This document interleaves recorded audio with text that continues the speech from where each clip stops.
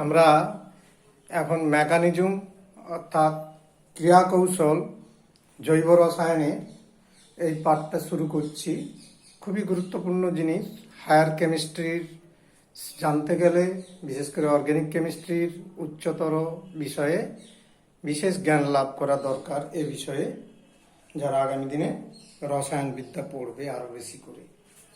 দেখো, mechanism of organic chemistry, organic reaction, আমরা এই জৈব রাসায়নিক যে বিক্রিয়া, সেই বিক্রিয়াকে দুটো ভাবে ঘটতে দেখি।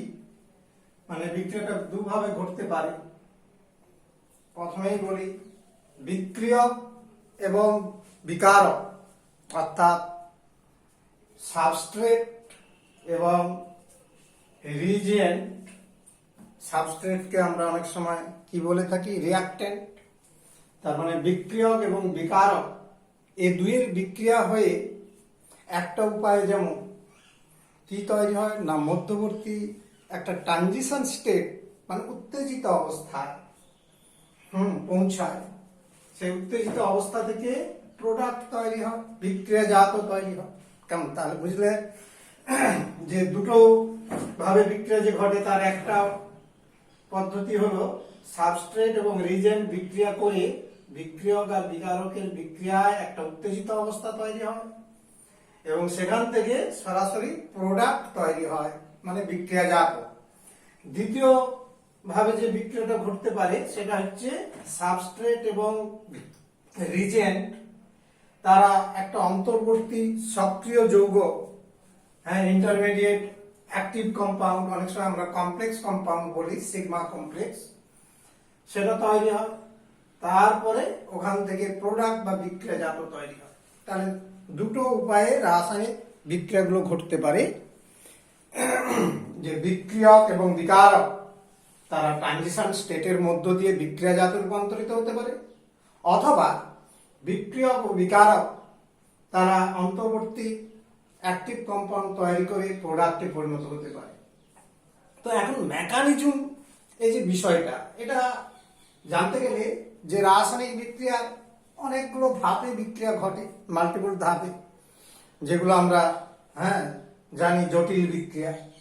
তো সেই জটিল বিক্রিয়াগুলোর বিভিন্ন ধাপে ইলেকট্রনের সরণ, বন্ধন বিভাজন এবং বন্ধন গঠন, তাছাড়া শক্তির গ্রহণ বর্জন, যেমন তাপ শক্তি, চাপ শক্তি ইত্যাদি বিভিন্ন রকমের শক্তির গ্রহণ বা বর্জন, এবং সেই সঙ্গে যে একাধিক ধাপের বিক্রিয়া রয়েছে তার মধ্যে সব থেকে ধীর গতির ধাপটা সম্পর্কে, অর্থাৎ সেই ধীর গতির ধাপ, স্লো স্টেপ যেটাকে বলা হয়, সেটা হচ্ছে গতি নির্ধারণ ধাপ।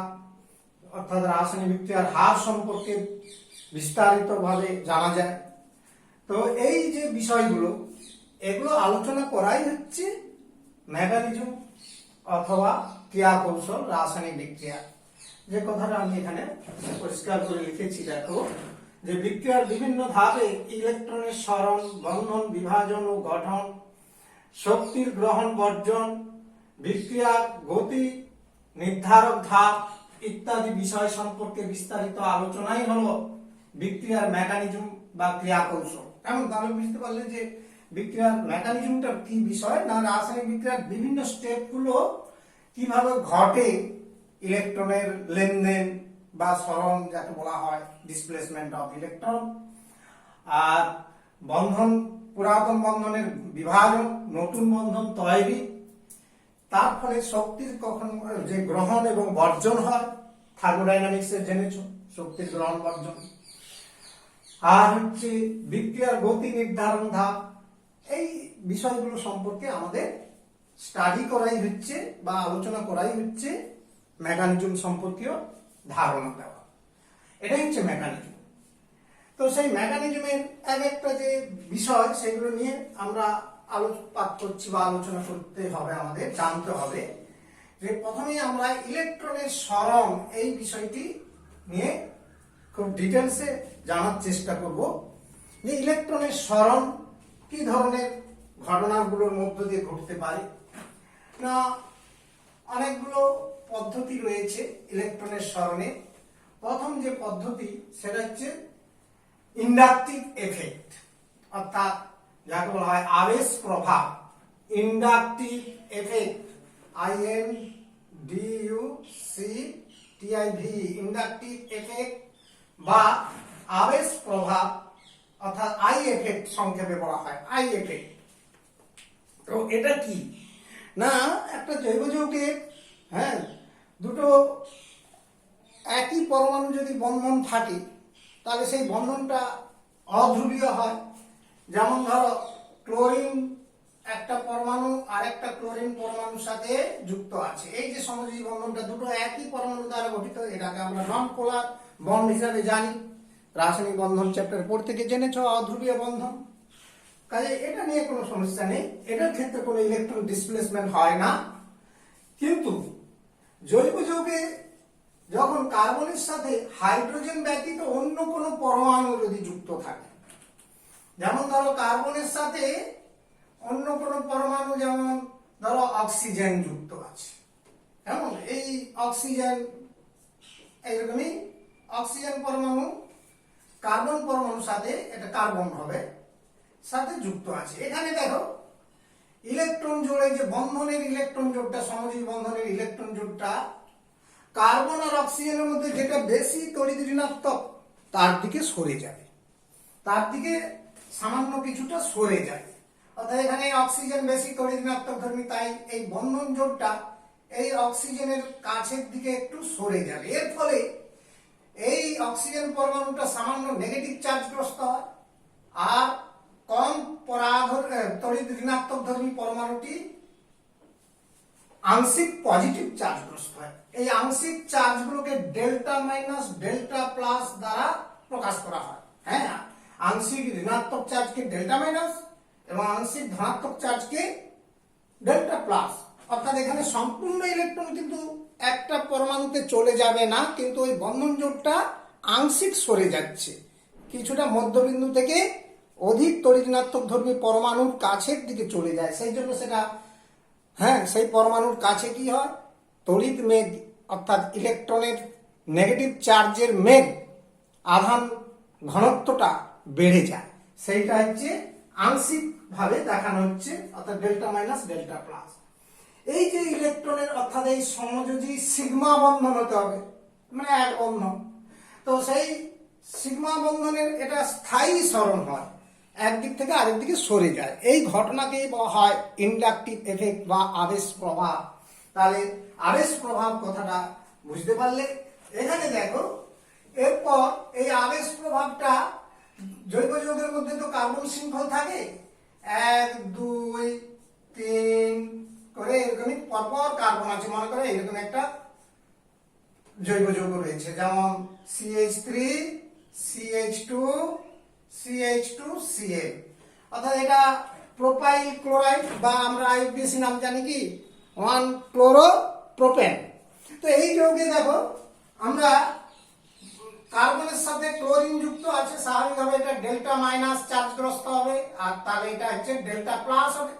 কিন্তু এখানে দেখো এই ইলেকট্রন জোড়টা ক্লোরিনের দিকে সরে যাওয়ার ফলে এটা ইলেকট্রন ঘাটতি হয়, অর্থাৎ পজিটিভ চার্জগ্রস্ত হলো।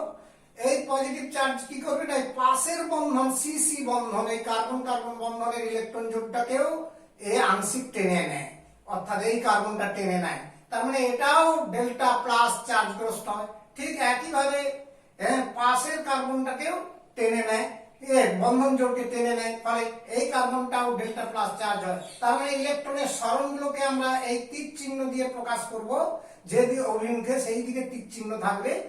আর পরপর এইভাবে ইন্ডাকটিভ এফেক্ট তথা আবেশ প্রভাবটা কিন্তু ক্রিয়াশীল হয়। আমরা এখানে চার্জের মানটাকে বোঝাবার জন্য এই পজিটিভ চার্জ যেহেতু একাধিক আছে, এই জন্য এটাকে delta 1 plus, delta 2 plus, delta 3 plus. কথাটার মানে কি না, এইখান থেকে যত দূরত্ব বাড়বে তত চার্জের মানটা কমে যাবে। অর্থাৎ এখানে পজিটিভ চার্জ একাধিক যেহেতু দেখাচ্ছি, তাই ডেল্টা 1 প্লাস সবচেয়ে বেশি পজিটিভ চার্জ হবে, অর্থাৎ অধিক ধনাত্মক চার্জ হবে। ডেল্টা 2 প্লাস কম হবে, তার থেকে আরো কম হবে ডেল্টা 3 প্লাস। আর এই তড়িৎ আবেশ অর্থাৎ ইন্ডাকটিভ এফেক্টের ক্রিয়াটা কিন্তু খুব বেশি দূর পর্যন্ত ক্রিয়াশীল থাকে না। হ্যাঁ, সেটা একটা নির্দিষ্ট দূরত্বের পর কিন্তু বিলোপ হয়ে যায়, বিলুপ্ত হয়ে যায়। এবার দেখো এক্ষেত্রে আমরা ক্লোরিন পরমাণুটা কি করছে না অধিক তড়িৎ ঋণাত্মক। এই ক্ষেত্রে আমরা বলতে পারি কি ক্লোরিন পরমাণুটার কি এফেক্ট রয়েছে না নেগেটিভ ইন্ডাকটিভ এফেক্ট, ঋণাত্মক আই এফেক্ট রয়েছে, ঋণাত্মক আবেশ প্রভাব বলা হয়। তার মানে ইলেকট্রন জোড়, সিগমা ইলেকট্রন বন্ধন জোড় যে পরমাণুর দিকে সরে আসে সেই পরমাণুটিকে বলা হয় ঋণাত্মক আবেশ তথা নেগেটিভ ইন্ডাকটিভ এফেক্ট চার্জগ্রস্ত। হ্যাঁ, অর্থাৎ নেগেটিভ ইন্ডাকটিভ এফেক্ট গ্রুপ বলে বলা যেতে পারে। এখানে হচ্ছে ক্লোরিন পরমাণু। আবার দেখো যদি ইলেকট্রন কোনো বিকর্ষী মূলক থাকে, এখানে ইলেকট্রন আকর্ষী মানে অধিক তড়িৎ ঋণাত্মক ধর্মী, তেমনি ওটাকে ক্লোরিনটাকে বলা হচ্ছে ইলেকট্রন আকর্ষী, that is minus I effect অর্থাৎ নেগেটিভ ইন্ডাকটিভ এফেক্ট। তেমনি ইলেকট্রন বিকর্ষী অর্থাৎ ধনাত্মক ইন্ডাকটিভ এফেক্ট বলা হয়। তার মানে ওইখানে কি হচ্ছে না কার্বনের চেয়ে কম তড়িৎ ঋণাত্মক ধর্মী কোনো গ্রুপ বা পরমাণু যুক্ত থাকলে, এক্ষেত্রে দেখো যেমন একটা দেখাচ্ছি আমরা প্রোপানোয়িক অ্যাসিডের ক্ষেত্রে দেখাচ্ছি CH3CH2CH2। হ্যাঁ, এই একটা আমরা অ্যাসিডের ক্ষেত্রে দেখাচ্ছি, তার প্রোটনটা বেরিয়ে গেল। আমরা আরো একটু দেখিয়ে দিই বেশি করে। কার্বন অর্থাৎ বিউটানোয়িক অ্যাসিডের অ্যানায়নটা নিলাম, অর্থাৎ এখানে এই কার্বক্সিলেট অ্যানায়ন এটা ইলেকট্রন বিকর্ষী, তার মানে এর বন্ধন জোড়টা সে উল্টো দিকে সরণ ঘটে, অর্থাৎ এক্ষেত্রে কার্বনের চেয়ে C+O মাইনাসটা হ্যাঁ কম তড়িৎ ঋণাত্মক ধর্মী। সেই জন্য কি হচ্ছে না C+O মাইনাস গ্রুপটা মূলকটা ইলেকট্রন জোড়কে, বন্ধন ইলেকট্রন জোড় সিগমা ইলেকট্রন জোড়কে এই দিকে বিকর্ষিত করছে।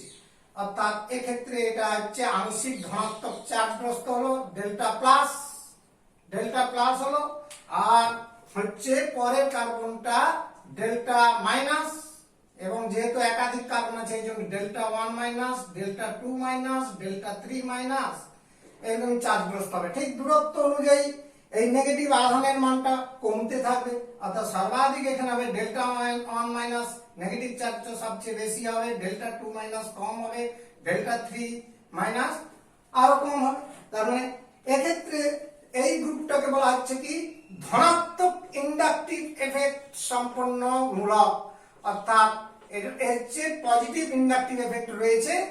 এই হচ্ছে দু প্রকার তাহলে ইন্ডাকটিভ এফেক্টের কথাটা আমরা জানতে পারলাম। তাহলে তড়িৎ আবেশ প্রভাব তথা ইন্ডাকটিভ এফেক্ট বা আই এফেক্ট সম্পর্কে আমি এখানে যে ডিটেলস আলোচনাটা করলাম সেটা হচ্ছে এখানে দেখো আবার লিপিবদ্ধ করে দিয়েছি যে দুটি একই পরমাণু দ্বারা গঠিত সমযোজী বন্ধন সবসময় অধ্রুবীয় হয়, সেটা ক্লোরিন দিয়ে এক্সাম্পল দিয়ে বুঝিয়েছি।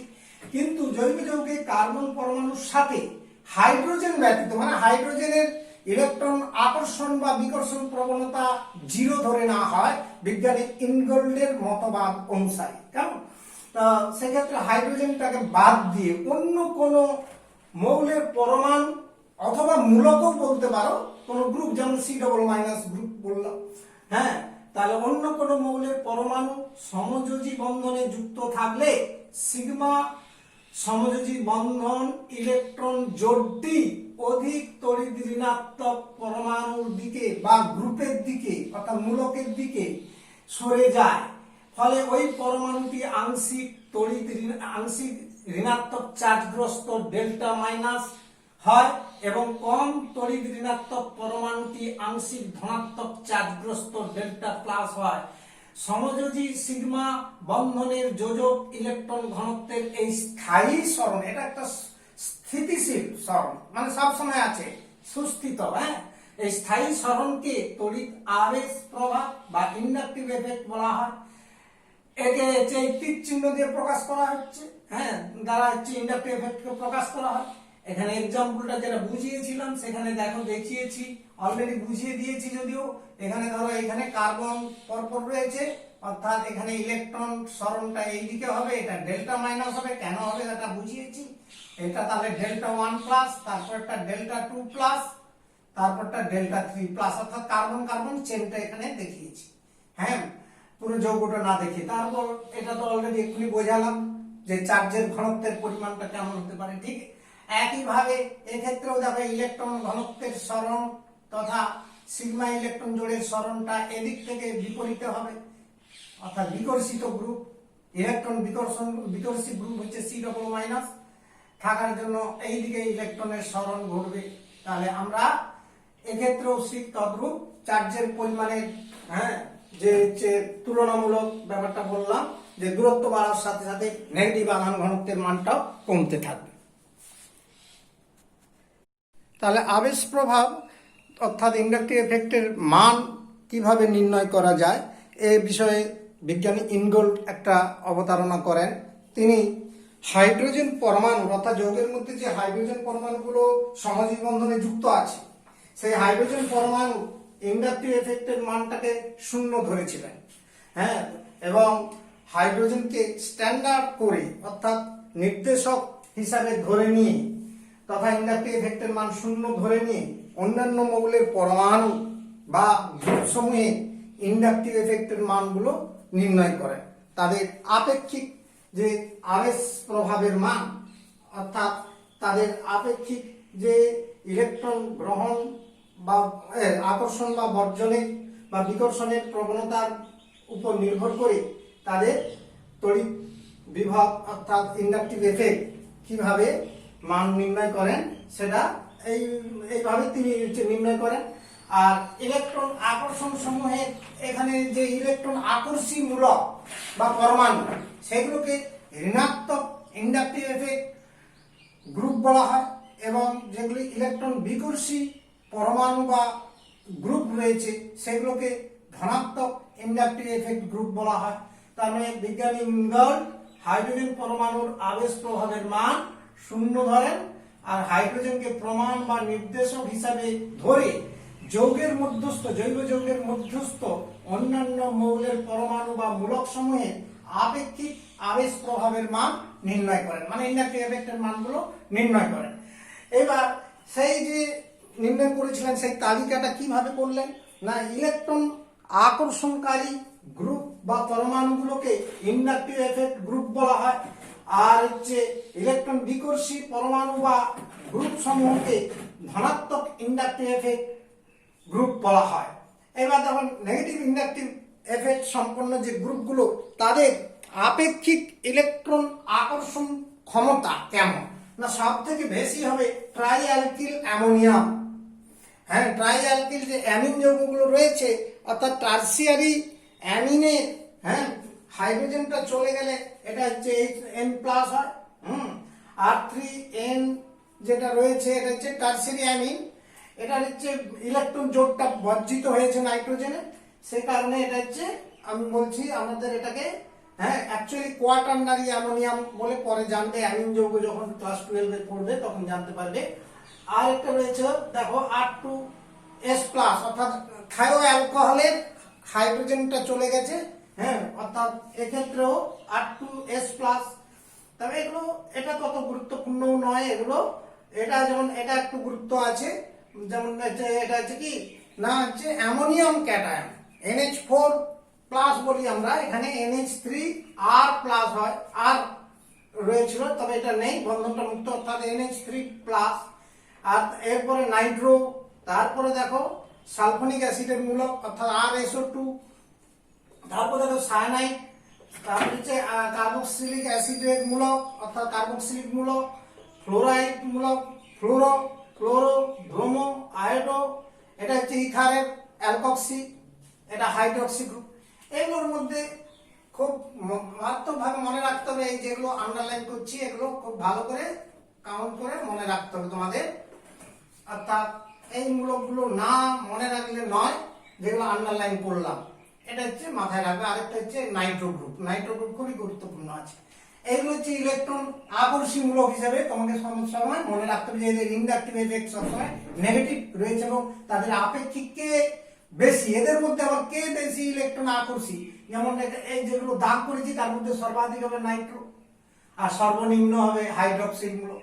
তার মানে এরা হচ্ছে নেগেটিভ ইন্ডাকটিভ এফেক্ট সম্পন্ন, অর্থাৎ ইলেকট্রন আকর্ষণমূলক রয়েছে। আর ইলেকট্রন বিকর্ষীমূলক গুলোর মধ্যে যেমন কার্বক্সিলেট আয়ন, অর্থাৎ কার্বক্সিলিক অ্যাসিড গ্রুপের হাইড্রোজেনটা প্রোটন হিসেবে ত্যাগ করে ইলেকট্রন জোটটা অক্সিজেনে রয়েছে। তেমনি রয়েছে দেখো ট্রাইঅ্যালকিল কার্বন, অর্থাৎ তিনটা ট্রাইমিথাইল কার্বন, অর্থাৎ CH3 অর্থাৎ এটা একটা এই গ্রুপ হিসাবে মনে রাখতে হবে। এটা হচ্ছে দেখো, এটা অ্যাকচুয়ালি আমরা এটাকে বলি টারসিয়ারি গ্রুপ, এটা সেকেন্ডারি মূলক, সেকেন্ডারি অ্যালকিল মূলক, এটা হচ্ছে প্রাইমারি অ্যালকিল মূলক, আর এটা মিথাইল মূলক। অর্থাৎ এদের পর দেখো কমছে ইলেকট্রন বিকর্ষী প্রবণতা সবচেয়ে বেশি C+, তার থেকে কম ট্রাই মিথাইল মানে অ্যালকিল গ্রুপ, তারপরে রয়েছে দেখো ডাইমিথাইল অ্যালকিল গ্রুপ, তারপরে রয়েছে ইথাইল গ্রুপ, তারপর রয়েছে মিথাইল গ্রুপ। এদের ইলেকট্রন বিকর্ষী প্রবণতা এইভাবে ক্রমটা মনে রাখতে হবে, কারণ এগুলো সম্পর্কে তোমাদের স্টাডি করতে হবে, আলোচনা করতে হবে।